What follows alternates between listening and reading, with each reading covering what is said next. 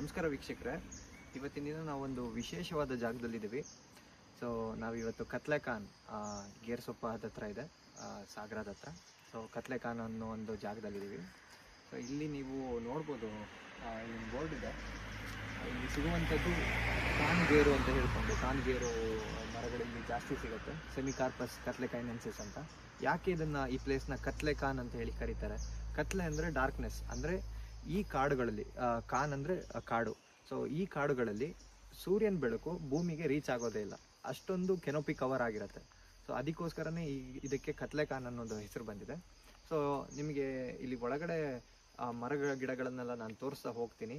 So ಅದರ ವಿಶೇಷತೆ ಬಗ್ಗೆನೂ ನಿಮಗೆ ತಿಳಿಸ್ತಾ ಹೋಗ್ತೀನಿ. ಸೊ ಬನ್ನಿ ಹೋಗೋಣ.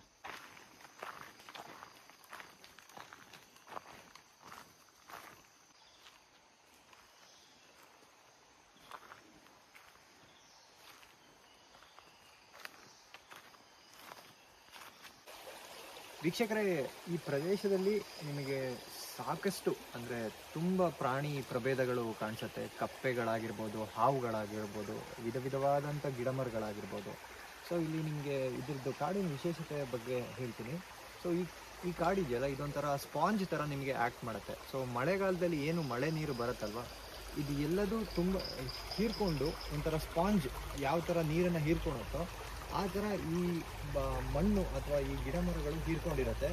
ಕ್ರಮೇಣ ಬೇಸಿಗೆ ಆಗಲಿ ಆ ಟೈಮಲ್ಲಿ ಏನು ಮಾಡುತ್ತೆ, ನಿಧಾನವಾಗಿ ನೀರನ್ನು ಬಿಡ್ತಾ ಹೋಗುತ್ತೆ. ಸೊ ನೀವು ಇಲ್ಲಿ ನೋಡ್ತಿರ್ಬೋದು, ಇಲ್ಲಿ ಹೊಳೆ ಅಥವಾ ಏನು ತೊರೆ ಅಂತ ಹೇಳ್ತೀವಿ. ಸೊ ಹರಿತಾ ಇದೆ, ಎಷ್ಟು ಫ್ರೆಶ್ ವಾಟರ್ ಅಂದರೆ ಎಷ್ಟು ಕ್ಲೀನ್ ಆಗಿದೆ ನೋಡಿ. ಸೊ ನಾವೇನು ಇವಾಗ ಕೇಳ್ತಾ ಇದ್ದೀವಿ ಶರಾವತಿ ಪಂಪ್ ಸ್ಟೋರೇಜ್ ಅಂತ ಹೇಳ್ಕೊಂಡು, ಸೊ ಅದೆಲ್ಲರೂ ಜಾರಿಗೆ ಬಂತು ಅಂದರೆ ಈ ಪ್ರದೇಶಗಳು ಕೂಡ ಎಫೆಕ್ಟ್ ಆಗೋ ಚಾನ್ಸಸ್ ಕೂಡ ಇರುತ್ತೆ. ಸೊ ಹಾಗಾಗಿ ಇದೊಂದು ಮೇನ್ ರೀಸನ್. ಸೊ ಇಂಥ ಜಾಗಗಳನ್ನು ನಾವು ಸಂರಕ್ಷಣೆ ಮಾಡಲೇಬೇಕು. ಅದಕ್ಕೋಸ್ಕರ ಈ ಥರ ಪ್ರಾಜೆಕ್ಟ್ಗಳನ್ನ ನಾವು ಆದಷ್ಟು ತಡೆ ಹಿಡಿಲೇಬೇಕಾಗುತ್ತೆ. ಸೊ ಇದೇ ಥರ ಹೆಚ್ಚಿನ ವಿಡಿಯೋಗಳಿಗಾಗಿ ಬಿ ಕನೆಕ್ಟೆಡ್ ಯೂಟ್ಯೂಬ್ ಚಾನಲ್ ಹಾಗೆ ಇನ್ಸ್ಟಾಗ್ರಾಮ್ ಪೇಜ್ನ ಫಾಲೋ ಮಾಡ್ತಾರೆ. Thank you.